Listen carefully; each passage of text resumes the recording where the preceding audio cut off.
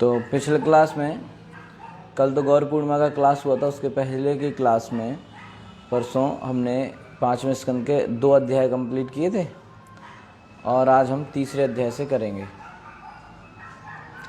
तीसरे अध्याय में महाराजा नाभि की कथा है और भगवान ऋषभदेव के आविर्भाव प्राकट्य की कथा है। तो जो महाराज प्रियव्रत हुए, प्रियव्रत के 7 पुत्र जो थे, जो राजा बने थे, उनमें जो सबसे बड़े थे वो अग्निइंद्र जी थे। तो महाराज अग्निइंद्र के 9 पुत्र हुए, जो कि जम्बूद्वीप के 9 वर्षों के राजा हुए। तो उनमें जो प्रमुख राजा थे वो थे महाराज नाभि। तो उनकी कथा। श्री शुक उवाच नाभिर्पत्यकामो अप्रजया मेरुदेव्या भगवन्तं यज्ञपुरुषं वहितात्मा यजतः। श्री शुक उवाच, शुकदेव गोस्वामी बोले, नाभि महाराज अग्निइंद्र के पुत्र ने अपत्यकामः पुत्रेच्छा से अप्रजया, जिसे कोई संतान उत्पन्न नहीं हुई थी, मेरुदेव्या मेरु देवी से, भगवंतम भगवान, यज्ञ पुरुषम समस्त यज्ञों के भोक्ता तथा स्वामी भगवान विष्णु को अवहित आत्मा अत्यंत ध्यान पूर्वक अयजत स्तुति और आराधना की। अनुवाद एवं तात्पर्य कृष्ण कृपा श्रीमूर्ति अभय चरणारविंद भक्ति वेदांत गोस्वामी महाराज श्रील प्रभुपाद जी के द्वारा। श्रील प्रभुपाद की जय। सुखदेव गोस्वामी ने आगे कहा, अग्निइंद्र के पुत्र महाराज नाभि ने संतान की इच्छा की, इसलिए उन्होंने समस्त यज्ञों के भोक्ता एवं स्वामी भगवान विष्णु की अत्यंत मनोयोग से स्तुति एवं आराधना प्रारंभ की। उस समय तक महाराज नाभि की पत्नी मेरु देवी ने किसी संतान को जन्म नहीं दिया था, अतः वह भी अपने पति के साथ भगवान विष्णु की आराधना करने लगी। तस्याः वाव श्रद्धया विशुद्ध भावेन यजतः प्रवर्येषु प्रचरत्सु द्रव्य देश कालम मंत्र ऋत्विक दक्षिणा विधान योगोपपत्तया दुरधिगमोपि भगवान भागवत वात्सल्यतया सुप्रतीक आत्मानं पराजितं निज जनाभि प्रेतार्थ विधित्सया गृहीत हृदयो हृदयंगमम् मनोनयनानंदनयवाभिराम अविश्चकारः। तस्या, जब वह नाभि वाव निश्चय ही श्रद्धया अत्यंत श्रद्धा तथा भक्ति पूर्वक विशुद्ध भावेन शुद्ध निष्कलुष मन से यजता आराधना कर रहा था, प्रयग्वर्येषु, जबकि प्रवर्ग्य नामक कर्म प्रचरत्सु पालन किए जा रहे थे, द्रव्य सामग्री देश स्थान काल समय मंत्र स्तुति मंत्र ऋत्विक पुरोहित दक्षिणा पुरोहितों को मिलने वाली भेंटें विधान विधि योग तथा साधनों का उपपत्तया करने से दुरधिगमा अप्राप अपि यद्यपि भगवान भागवत वात्सल्यतया भक्त पर वत्सलता के कारण सुप्रतीक अत्यंत सुंदर रूप धारण किए, आत्मानम अपने आप को, अपराजितम दुर्जेय निज जन भक्त की अभिप्रेत अर्थ कामना विदित सया पूर्ण करने, गृहीत हृदया जिनका मन आकृष्ट हो गया हो, हृदयंगमम मोहक, मन नयन आनंदन, मन तथा नेत्रों को आनंद प्रदान करने वाले अवयव अंगों से अभिरामम सुंदर अब आविश्चकार प्रकट किया। तो यज्ञ में भगवान का अनुग्रह प्राप्त करने के 7 दिव्य साधन हैं। पहला, बहुमूल्य सामग्रियों या खाद्य पदार्थों का अर्पण द्रव्य। दूसरा, देश अनुरूप कार्य करना, काल अनुरूप कार्य करना, स्तुति अर्पण मंत्र, पुरोहित लगाना ऋत्विक, पुरोहितों को दान देना दक्षिणा, तथा विधि नियमों का पालन करना। किंतु सदैव ही इन सामग्रियों से भगवान को प्राप्त नहीं किया जा सकता, तो भी ईश्वर अपने भक्त पर वत्सल रहते हैं। अतः जब भक्त महाराज नाभि ने शुद्ध मन से अत्यंत श्रद्धा तथा भक्ति सहित प्रवर्ग यज्ञ करते हुए ईश्वर की आराधना और प्रार्थना की तो अपने भक्तों पर वत्सलता के कारण परम कृपालु भगवान राजा नाभि के समक्ष अपने दुर्जय तथा चतुर्भुजी आकर्षक रूप में प्रकट हुए। इस संसार से भगवान ने अपने भक्त की मनोकामना पूर्ण करने के लिए भक्त के समक्ष इस प्रकार से भगवान ने अपने भक्त की मनोकामना पूर्ण करने के लिए अपने भक्त के समक्ष अपना मनोहर रूप प्रकट किया। यह रूप भक्तों के मन तथा नेत्रों को प्रमोदित करने वाला है। भगवद गीता 18:55 में स्पष्ट कहा गया है, भक्त्या माम अभिजानाति यावन यश्चास्मि तत्वतः ततो माम तत्वतो ज्ञात्वा विशते तद अनंतरम। भक्ति योग के द्वारा ही मुझ परम पुरुष को यथा रूप में जाना जा सकता है। इस प्रकार भक्ति योग द्वारा मुझे पूर्ण रूप से जानने वाला तुरंत वैकुंठ जगत में प्रवेश कर सकता है। भगवान कह रहे हैं कि भक्त्या माम अभिजानाति, भक्ति योग के द्वारा ही मुझे जान सकते हैं। और ततो माम तत्वतो ज्ञात्वा विशते तदंतरम, और जो इस प्रकार से भक्ति योग द्वारा पूर्ण रूप से मुझे समझ लेता है, जान लेता है, वो तुरंत वैकुंठ रूप में वैकुंठ में प्रवेश कर जाता है ना। तो भगवान को समझने और देखने का एकमात्र उपाय है भक्ति करना। यद्यपि महाराज ने निर्दिष्ट कर्तव्यों तथा यज्ञों का पालन किया था, किंतु तो भी यह समझना चाहिए कि ईश्वर उनके यज्ञों के कारण नहीं बल्कि उनकी कृष्ण अपने भक्ति के कारण उनके समक्ष प्रकट हुए। ठीक है, जो उन्होंने यज्ञ किया उनकी वजह से नहीं बल्कि किसकी वजह से प्रकट हुए, उनकी भक्ति की वजह से, जो महाराज नाभि की भक्ति है। इसी हेतु ईश्वर उनके समक्ष अपने सुंदर रूप में प्रकट होने के लिए राजी हुए। ब्रह्म संहिता में सब बताया गया है। भगवान अपने आदि रूप में परम सुंदर हैं। वेणुम क्वणंतम अरविंद दलाय दाक्षाम बरहावतम समसितम बुध सुंदरांगम कंदर्प कोटि कमनीय विशेष शोभम गोविंदमादि पुरुषम तमहम भजामि। यद्यपि भगवान कैसे हैं, श्यामम, श्याम रंग के हैं और फिर भी सुंदर हैं, अत्यधिक सुंदर हैं। समझना चाहिए भगवान के रूप के बारे में। अतः तमाविष्कृत भुज युगल द्वयम हिरण्यमयम पुरुष विशेषम कपिश कौशेयांबर धर मुरसी विलसत श्रीवत्स ललामम दरवर वनरूह वनमाला अच्छूरी अमृतमणि गदाद्भि उपलक्षितां स्फुट किरण प्रवर मुकुट कुंडल कटक कटिसूत्र हार केयूर नुपुर आदि अंग भूषण विभूषितम ऋत्विक सदस्य गृहपतया अधना इव उत्तम धनम उपलभ्य स बहुमानम अर्हणेन अवनत शीर्षाणः उपतस्थुः।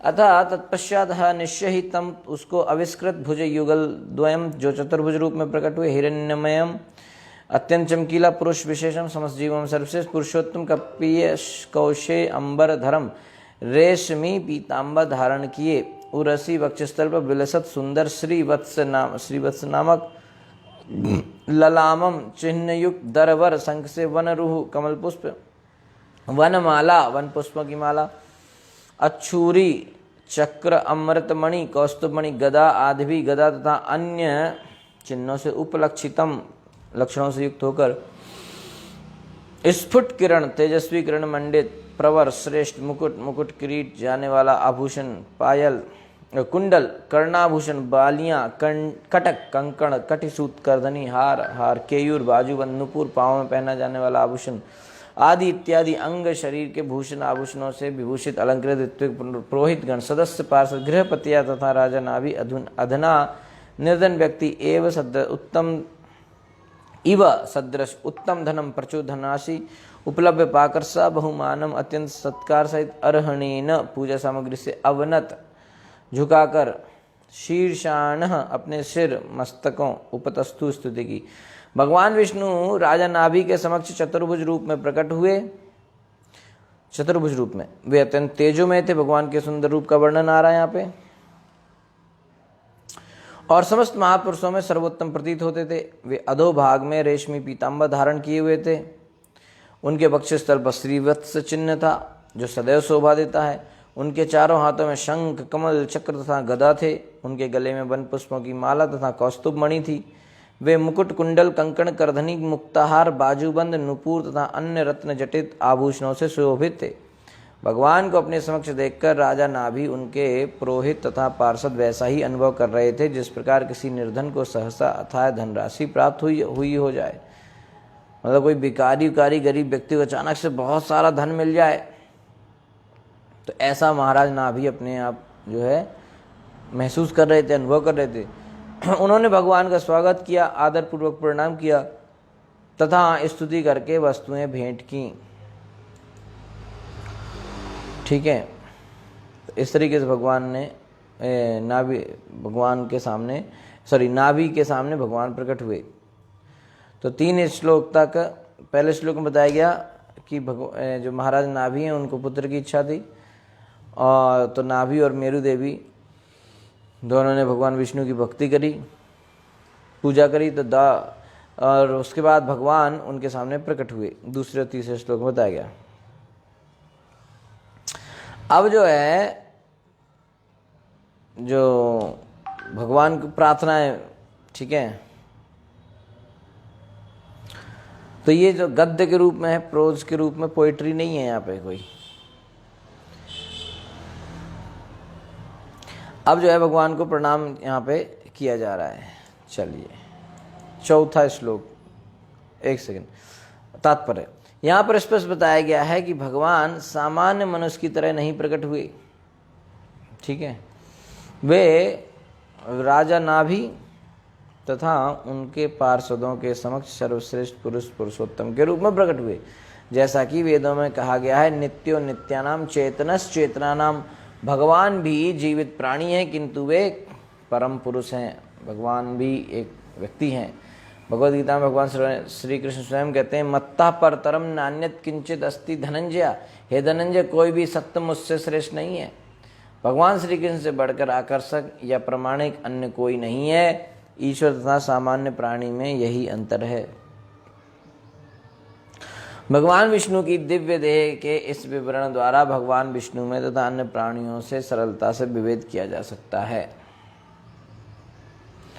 फलतः महाराज नाभि ने अपने पुरोहितों तथा पार्षदों समेत भगवान को नमस्कार किया और अनेक सामग्रियों से उनकी पूजा करी।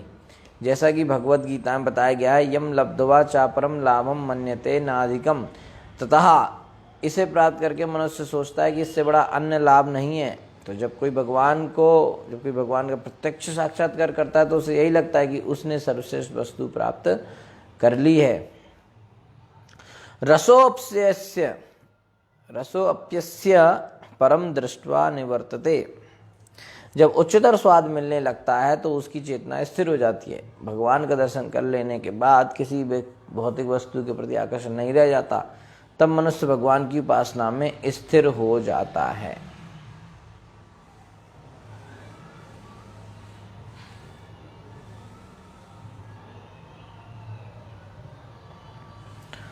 ओके,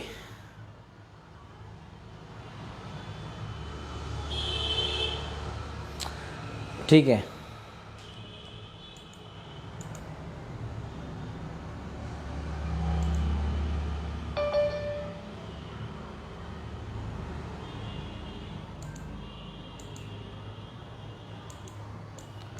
चौथा 5वां श्लोक। अब जो है ऋत्विक जो लोग हैं वो भगवान को प्रार्थनाएं करते। ऋत्विजा ऊचुः अर्हसि मुहु अर्हत्तम अर्हणम अस्माकम अनुपथानाम नमः नमः इति एतावत् सद उपशिक्षितम कह अर्हति पुमान प्रकृति गुण व्यतिकर मति अनीश ईश्वरस्य पररस्य प्रकृते पुरुषयो अर्वाक्तनाभि नाम रूप आकृति भी रूप निरूपणम सकल जननिकाय वृजिन निरसन शिवतम प्रवरस गुणगण एक देश कथनात् ऋते। ऋत्विजा ऊचुः, ऋत्विजों ने कहा, अर्हसि स्वीकार करे, मुहु पुनः पुनः अर्हत्तम, हे श्रेष्ठ पूज्य पुरुष, अर्हणम पूजा, अस्माकम हम सब की अनुपथा नाम जो आपके दास है, नमस्कार है, नमः नमस्कार है। इस प्रकार तावत यहाँ तक सत श्रेष्ठ पुरुषों द्वारा उपशिक्षितम सिखाए गए। कहा कौन अर्हति समर्थ है पुमान मनुष्य प्रकृति भौतिक प्रकृति के गुणों के व्यतिकरा रूपांतरों में मत ही जिसका मन मग्न है। अनीशा समर्थ ईश्वरस्य भगवान के पररस्य परमा प्रकृति पुरुषयो तीनों गुणों के अंतर्गत अर्वाक्तना भी जो वहां तक नहीं पहुंचे हैं अथवा जो इसी संसार के हैं। नाम रूप आकृति भी नामों रूपों तथा गुणों से रूप आपकी प्रकृति या स्थिति का निरूपणम निश्चय करना। सकल समस्त जन निकाय मानव जाति का विरजन पाप कर्म नरसन मिटाने वाला शिवतम अत्यंत मंगलमय प्रवर श्रेष्ठतम गुण गण दिव्य गुणों का एक देश एक अंश कथनात् कथने से ऋते केवल। ऋत्विजगण इस प्रकार ईश्वर की स्तुति करने लगे कि हे परम पूज्य, हम आपके दास मात्र हैं। यद्यपि आप पूर्ण हैं किंतु अहेत की कृपा बस ही सही हम दासों की यत किंचित सेवा स्वीकार करें। हम आपके दिव्य रूप में परिचित नहीं है, किंतु वेदों तथा प्रमाणिक आचार्यों ने हमें शिक्षा दी है कि उसके अनुसार हम आपको बारंबार नमस्कार करते रहें। जीवात्माएं प्रकृति गुणों के प्रति अत्यधिक आकर्षित होती हैं अतः वे कभी भी पूर्ण नहीं होती, किंतु आप समस्त भौतिक अवधारणाओं से परे हैं। कौन? विष्णु। आपके नाम रूप तथा गुण सभी दिव्य हैं, व्यवहारिक बुद्धि की कल्पना के परे हैं। भला आपकी कल्पना कौन कर सकता है? इस भौतिक जगत में हम केवल नाम तथा गुण देख पाते हैं। हम आपको अपना नमस्कार तथा स्तुति अर्पित करने के अतिरिक्त कुछ भी करने में समर्थ नहीं हैं। आपके शुभ दिव्य गुणों के कीर्तन से समस्त मानव जाति के पाप धुल जाते हैं, यही हमारा परम कर्तव्य है। और इस प्रकार हम आपकी अलौकिक स्थिति के अंश मात्र ही जान सकते हैं। भगवान को भौतिक अनुभूति से कुछ भी सरोकार नहीं है। यहाँ तक कि अद्वैतवादी शंकराचार्य भी कहते हैं नारायण परो अव्यक्तात्। भगवान नारायण भौतिक अनुभूति से परे अव्यक्त है। हम भगवान के रूप तथा लक्षणों को अपने मन से नहीं गढ़ सकते, मनगढ़ंत कुछ नहीं बना सकते। हमें वैदिक शास्त्रों में दिए गए उनके रूप तथा कर्म को मात्र स्वीकार कर लेना चाहिए। कई लोग अपने मन से पेंटिंग बनाते हैं कंप्यूटर पे या वैसे कि ये कृष्ण है, ये राधा है, कुछ भी बनाते रहते, ऐसा नहीं है। वैदिक शास्त्रों में दिए गए उनके रूप तथा कर्म को मात्र स्वीकार कर लेना चाहिए। इसलिए इस्कॉन का जो भी पेंटिंग बनता है, बीबीटी से जो भी पेंटिंग बने हैं, वो सारे किसी न किसी श्लोक पर आधारित हैं।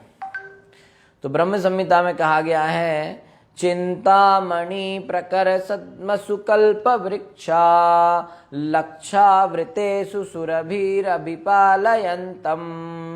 लक्ष्मी सहस्त्र शत संभ्रम सेव्यमानम् गोविंदमादि पुरुषम तमहम भजामि। मैं उन आदि पुरुष गोविंद की उपासना करता हूँ जो गायों को पालने वाले हैं। ये गायें सभी कामनाओं को पूर्ण करने वाली हैं। ये करोड़ों कल्पतरुओं से घिरी हुई दिव्य मणियों से बने घरों में रहती हैं। उनकी सेवा सैकड़ों हजारों लक्ष्मियाँ अत्यंत सादर सहित करती रहती हैं। हम उनके स्वरूप एवं लक्षणों का कुछ कुछ अनुभव वैदिक साहित्य में प्राय उल्लेखों एवं ब्रह्मा नारद सुखदेव गोस्वामी जैसे सत्पुरुषों द्वारा दिए गए प्रमाणिक कथनों से प्राप्त होता है। श्रील रूप गोस्वामी कहते हैं अतः श्री कृष्ण नामादि ना भवेद ग्राह्यम इंद्रिया। हम अपनी भौतिक इंद्रियों से श्री कृष्ण के नाम रूप गुण आदि के विषय में अनुमान नहीं कर पाते। इसलिए ईश्वर के अन्य नाम भी क्या अधोक्षर तथा अप्राकृत, जिनसे सूचित होता है कि वे सभी भौतिक इंद्रियों से परे हैं। तो हर व्यक्ति भौतिक भगवान के नाम रूप गुण के बारे में समझ नहीं सकता। तो दूसरे तरह के नाम है। तो भगवान अपने भक्तों पर अहेतु की कृपा ही महाराज भगवान का अपने भक्तों पर अहेतु की कृपावशी महाराज नाभि के समक्ष प्रकट हुए। इसी प्रकार जब हम भगवान की भक्ति में रत रहते हैं तो केवल वे स्वयं दर्शन देते हैं। सेवोन्मुखे ही जिह्वादौ स्वयं एव स्फुरता, यानी कि भगवान स्वयं अपना दर्शन देते हैं। तो भगवान को समझने की केवल यही विधि है, जैसा कि भगवद गीता में बताया गया है भक्त्या माम अभिजानाति। तो भक्ति के द्वारा ही भगवान को जाना जा सकता है, इसके लिए कोई अन्य उपाय नहीं है। हमें प्रमाणिक विद्वानों तथा शास्त्रों के वचनों को ही मानकर भगवान के संबंध में चिंता करनी चाहिए।